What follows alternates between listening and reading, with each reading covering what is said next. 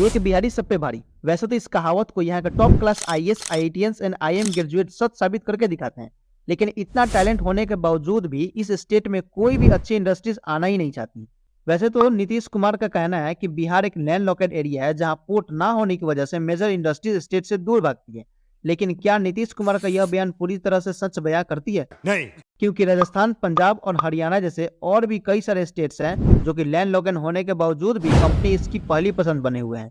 तो आखिर क्या है असली सच्चाई बिहार में मेजर इंडस्ट्रीज के ना होने का? चलिए डिटेल में जानते हैं। दोस्तों, इसमें कोई डाउट नहीं है कि किसी भी इंडस्ट्रीज के पास पोर्ट मौजूद होना उसके लिए बहुत ही ज्यादा बेनिफिशियल होता है, क्योंकि इससे उन्हें एक बेटर ट्रांसपोर्ट फैसिलिटी मिलती है, जिसके जरिए वे आसानी से मैरीन रूट्स को एक्सेस करके हर तरह के मटेरियल्स को इंपोर्ट या एक्सपोर्ट कर सकते हैं बहुत ही कम खर्चों में। लेकिन इसके बिल्कुल विपरीत कंपनीज आजकल उन इलाकों में भी अपनी इंडस्ट्री एस्टेब्लिश करना पसंद कर रही है जो पोर्ट से कोसों दूर है। एग्जांपल के लिए राजस्थान, हरियाणा और पंजाब को ले लेते हैं। राजस्थान सरसों, राई, बाजरा और ऊन का सबसे बड़ा उत्पादक है, तो वही दूध और दही मसालों का इंडिया में सेकेंड लार्जेस्ट। साथ ही यहाँ अलग अलग तरह के 40,000 से भी ज्यादा इंडस्ट्रीज हैं, जिनमें टेक्सटाइल, सीमेंट, सिरामिक और ऑटो जैसे कई सारे उद्योग शामिल हैं। अब हरियाणा की बात करें तो यह राज्य सालों से ऑटोमोबाइल मैन्युफैक्चरिंग का हब बना हुआ है और आईटी फील्ड में भी इसने काफी तेजी से ग्रो किया है। और दोस्तों, वही अगर हम बात करें पंजाब की, तो वो गेहूं का सेकेंड लार्जेस्ट प्रोड्यूसर तो है ही, लेकिन यहाँ IT companies leather, work, semiconductor और स्पोर्ट्स गुड्स जैसी सेक्टर भी दिखाई देते हैं। तो ऐसे में यह कहना कि बिहार में इंडस्ट्रीज इसलिए जाना नहीं चाहती क्योंकि वहां पर पोर्ट नहीं है, मेरे हिसाब से ये स्टेटमेंट बिल्कुल भी जस्टिफाई नहीं करती है। पर दोस्तों, एक इंटरेस्टिंग बात बताऊं, बिहार हमेशा से ही इंडस्ट्रियलाइजेशन से इतना दूर नहीं था, बल्कि कुछ दशक पहले तो मेजर ट्रेडिंग हब हुआ करता था। असल में बिहार फर्टाइल लैंड से रिच है और यहाँ धान व गेहूं की खेती बहुत बड़ी संख्या में की जाती है। इसके अलावा बिहार की शाही लीची, मखाना और अमरूद जैसे सारे फ्रूट्स देश से लेकर विदेशों में भी काफी फेमस हैं, जिसकी सप्लाई पहले काफी बड़े लेवल पर की जाती थी।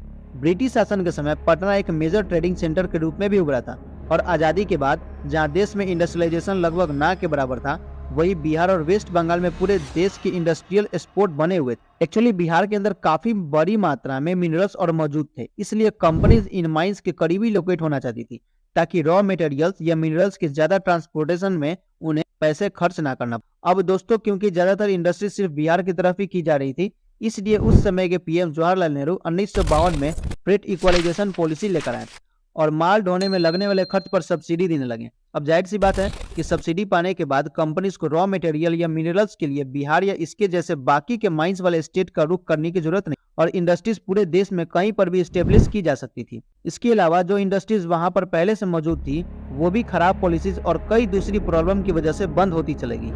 इस तरह बिहार की वो इमेज जो ब्रिटिश शासन या उससे पहले हुआ करती थी, तो वक्त के साथ वो खराब होती चलेगी। लेकिन ध्यान देने वाली यह बात है कि पिछले 40-50 सालों में बहुत से ऐसे स्टेट या शहरों में इंडस्ट्रियलाइजेशन हुआ है जो डेवलपमेंट के मामले में काफी पीछे हुआ करते थे। लेकिन फिर सवाल तो यही उठता है कि आखिर बिहार में ये बदलाव देखने के क्यों नहीं मिला। असल में दोस्तों, इसके पीछे कई सारे मेजर रीजंस हैं, जिसमें पहला अनअवेलेबिलिटी ऑफ सफिशिएंट लैंड। किसी भी कंपनी को इस्टेब्लिश करने के लिए जमीन के एक बड़े टुकड़े की जरूरत होती है, लेकिन इस जमीन को बिहार में हासिल करना कंपनीज के लिए लोहे के चन्ने चबाने जितना मुश्किल है, क्योंकि यहाँ की जमीन बहुत ही ज्यादा उपजाऊ है, जिसकी वजह से बिहार के 56% से भी ज्यादा जमीन पर खेती होती है। इस स्टेट के लगभग 80% पॉपुलेशन एग्रीकल्चर पर ही डिपेंडेंट है और यही वजह है कि जमीनों को हासिल करने में दो मेजर प्रॉब्लम आती है। पहली ये है कि यहाँ के लोग खेती पर ही निर्भर हैं, तो फिर अपनी जमीन किसी भी हाल में अपने हाथ से जाने नहीं देना चाहते, क्योंकि यही उनकी रोजी रोटी का एकमात्र जरिया है। दूसरा रीजन ये है कि यहाँ आमतौर पर लोगों के पास जमीन के छोटे छोटे टुकड़े होते हैं, लेकिन फैक्ट्री लगाने के लिए एक बड़ा एरिया चाहिए। ऐसे में अगर कोई कंपनी यहाँ जमीन लेना चाहे तो उसे एक दो नहीं बल्कि बहुत सारे लोगों से बात करके जमीन बेचने के लिए एग्री करना पड़ता है।